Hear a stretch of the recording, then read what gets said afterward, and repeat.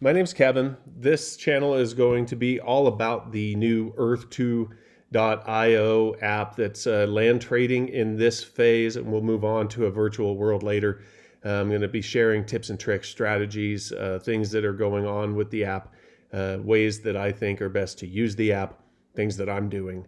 And this particular video is all about a tip that I wish I had known right from the start, and that is not to buy large chunks of land without breaking them up into smaller chunks. So if you haven't been on the app yet, what's going on is that you buy little tiles all over the earth of space, of land, of whatever's there. You could buy water, you could buy land, you could buy volcano, whatever it is that you're interested in, you can buy that spot on the earth. If you buy a lot of land at once, a lot of tiles, it may not cost very much where you're buying it right now, but assuming there is appreciation, that chunk of land can become very valuable. Right now, the developers have not come up with a way that you can split your block of land up.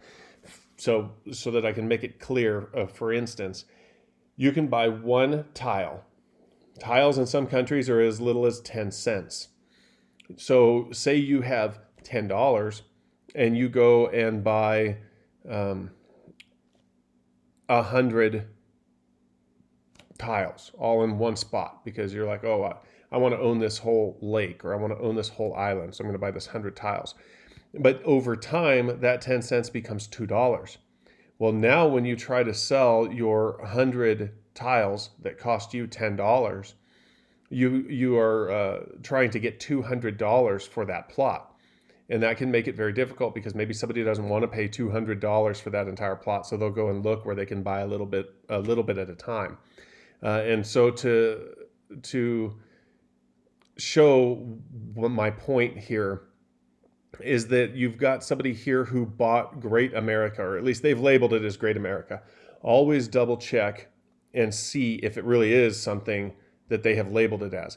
It's Class 2 property, and I'll be doing a video on what all the classes are as well. But for now, it's Class 2 property in the United States. Right now, property in the United States is retailing for $3.39 per tile. That means this property was $1,832 in retail value right now. But they're trying to sell it, and they've been trying to sell it all day long at about a 40% discount. They haven't been able to get a buyer.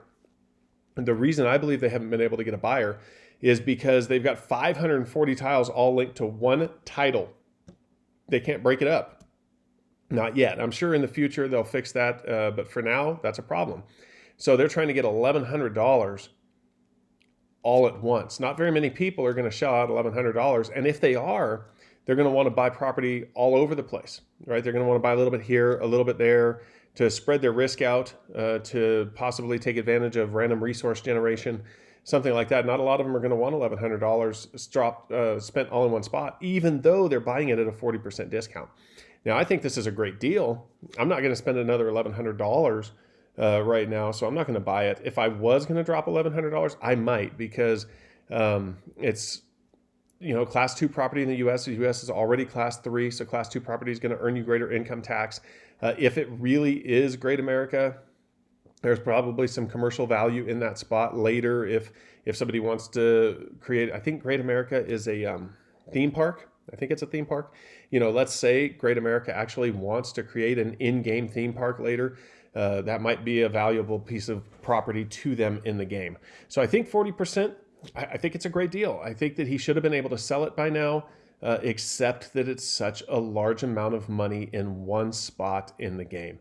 And, that's happening over and over again. You can see, here somebody's trying to sell forest in Canada, and it's Class 1 property, and it's at a 30% discount, but it's $145. Like, who wants to spend $145 out in the middle of a forest without any kind of guarantee on return, right? Like, they might want to take that same $145 and buy $5 worth of property in Spain, and $5 worth of property in Australia, and $5 worth of property in China, and spread it all around so that when one of these countries takes off, like the United States has taken off, then they're going to get a better return. So that's my number one tip when it comes to buying large parcels is to break it up into individual purchases. And the easiest way to do that, and I learned this the hard way, the easiest way to do that is to deposit money into the app and then use the app to fund your purchases. Because if you're trying to check out via PayPal, which is the way that you can check out other than having money already deposited into the app, it's just kind of a long process. You got to sit there. You're going to have 100 PayPal transactions.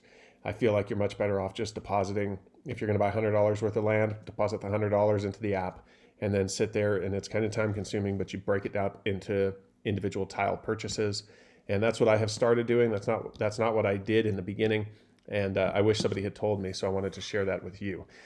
So please subscribe to the channel. Make a comment down below as to if you have started using the app yet or if you plan on using it in the future. And then there's a 5% off coupon code in the description of the video. I would appreciate it if you'd use that, because you get 5% off, and then I'll get a 5% rebate that I can use to buy more land, which I want to own a bunch more land. And I've already spent as much as I'm probably going to at least this month.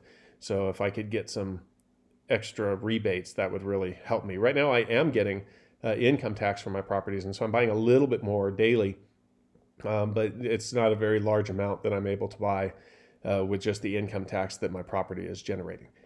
So anyway, I'll see you in the next video for more tips and tricks. And if you're looking for a Facebook group that you can ask questions in, I'm going to post a link to my Facebook group down below too. I have a fan club for Earth2.io Facebook group where we can interact a little bit easier than we might be able to on YouTube if you're on Facebook a lot. All right, thanks, and I'll talk to you later.